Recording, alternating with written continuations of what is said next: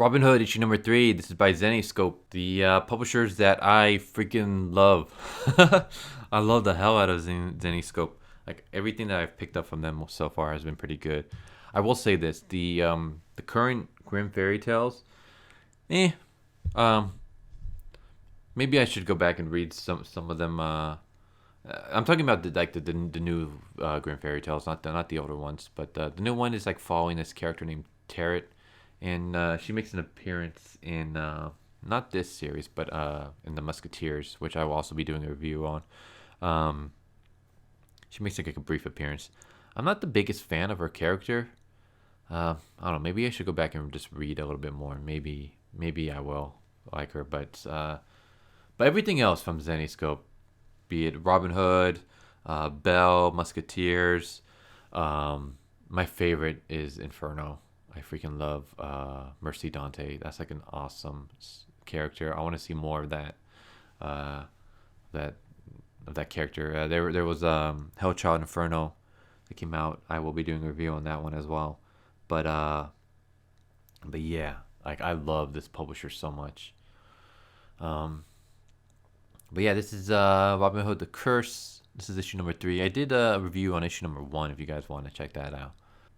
But yeah, we cut to San Diego Penitentiary, uh, where we get a prisoner in his jail cell, and a guard arrives, and the guard uh, basically has this Aztec club, and he beats the prisoner to death. And as you can tell by this picture, the guard's like fucked up. If you haven't seen my review of issue number 1, you should. But basically, there's this guy who he's going around. He skins people, and then he wears their skin as a suit so he can get into places. So like he skinned this one guy so he can get into a museum, and he in this issue he skins a guard so he can basically wear his skin like a suit and then get inside the prison so he can beat this prisoner to death. And then we cut to Marion, who is I guess supposed to be this universe's version of like Maid Marian. Yeah, that's another thing from Zenescope. They use a lot of classic characters. Like there's Van Helsing, only she's a female. There's Robin Hood, obviously Maid Marian. There's Belle from Beauty and the Beast. There is the Three Musketeers. There's Cinderella, who is basically like a Harley Quinn serial killer psychopath. Yeah, there's like a lot of like folklore characters and stuff like that, but with a Zenescope twist. I don't know if it's Zenescope or Zenescope. I'm just gonna keep pronouncing it Zenescope, but correct me if I'm wrong.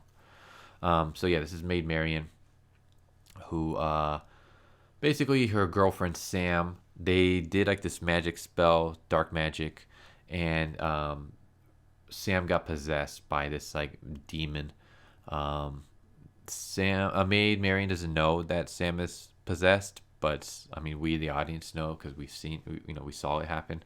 But yeah, we get Marion, and she's walking down a hallway, and blood starts leaking out from all these doors, and she basically starts drowning in blood when her girlfriend Sam, with like all these like weird tentacles coming out of her body, arrives, and then yeah, Marion wakes up. It was a nightmare, and then we cut to Robin Hood, who is on a date with this guy named Gary.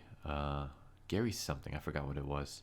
That's the one thing about like reviewing comics that it's like I read so many different comics that sometimes I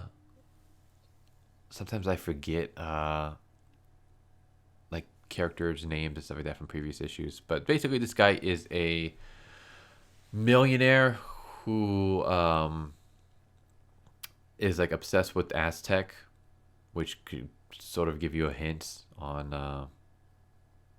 yeah, on the huge. It was supposed to be like a huge like surprise cliffhanger at the end of this issue, but I mean, anyone could have seen it coming a mile away. I won't spoil it until we get to that point. But yeah, basically this guy is a millionaire obsessed with Aztec culture, and he has like this weird like Christian group that's trying to murder him, and Robin Hood happened to save his life. And yeah, basically she's like on a date with this guy, and he gives her like these arrows made of obsidian, should give you another clue, because we cut to our two police officers who are trying to track down whoever's going around killing people. And yeah, they basically get footage of this prison officer, and they get a footage of his face with the skin falling off of his face, and then they find the actual guard, his skinless body in the trunk of a car. Yeah, basically from the footage they realize that the cop beat the prisoner up with an Aztec battle sword made of obsidian. So dun dun dun, there's your big clue if you guys haven't figured it out. So we cut back to Robyn, where Robyn is basically impressing Jerry. I'm just gonna call him Jerry. I don't know what his actual name was. By shooting arrows into a target 1,200 meters away, and she not only shoots the targets, but she even splits one of her arrows. To quote Robin Hoodman in tights, he split his arrow in twain. I split Robyn's arrow in twain! And she did it blindfolded. So then, basically this, I guess, almost like a butler guy arrives. And he's like, the party planners are here. And then, like, Robyn's first question, like, a party. He's like, yeah, it's basically it's a surprise party. More of like a, like a personal anniversary of sorts. Like you're invited.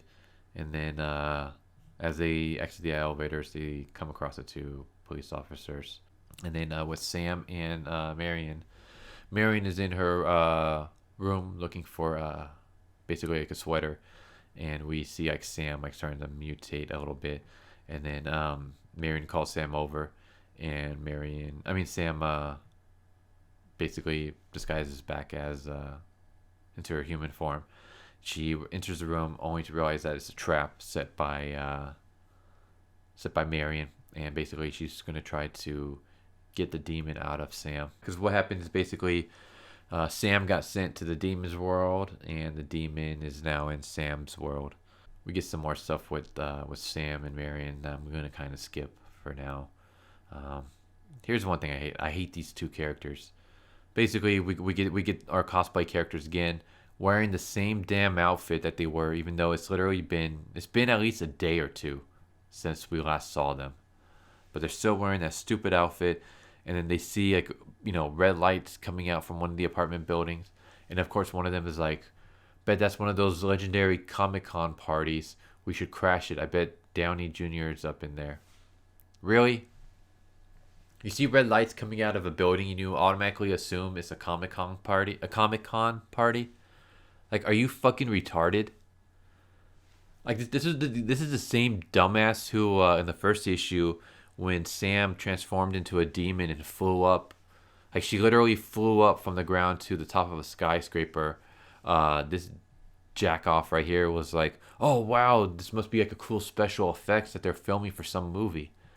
Like, you literally saw a woman transform into a demon and fly up onto a skyscraper, and your first thought is, oh, this is a special effect for a movie. Plus that whole like special effects for a movie thing, I don't buy that anymore because everything's CGI now. Like, people don't do practical effects anymore, which really bums me out because I don't know. Like, CGI is like, as great as CGI is, it just looks so fake. I prefer practical effects over CGI.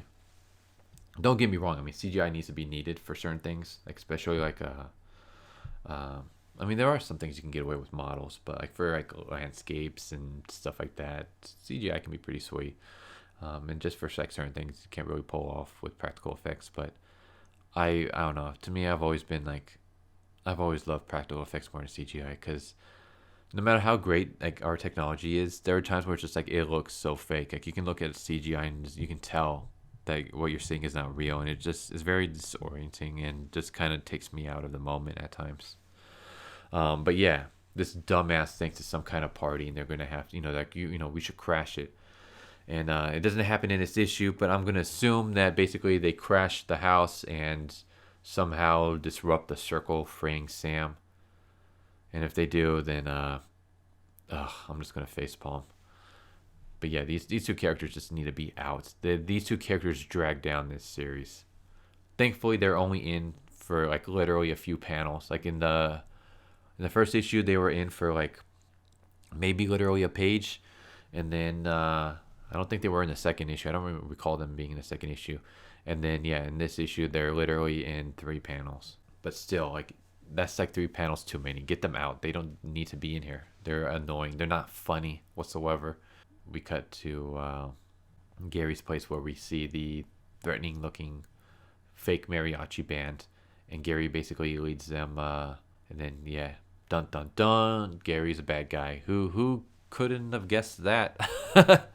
Like anytime when I've gotten to the point where like anytime our protagonist like immediately starts falling for like some new mysterious guy, I automatically think, okay, this guy's gonna end up being a bad guy. Because if he's not a bad guy, then you get the slow build of the relationship. But if it is a bad guy, then the relationship like jump starts like way too fast.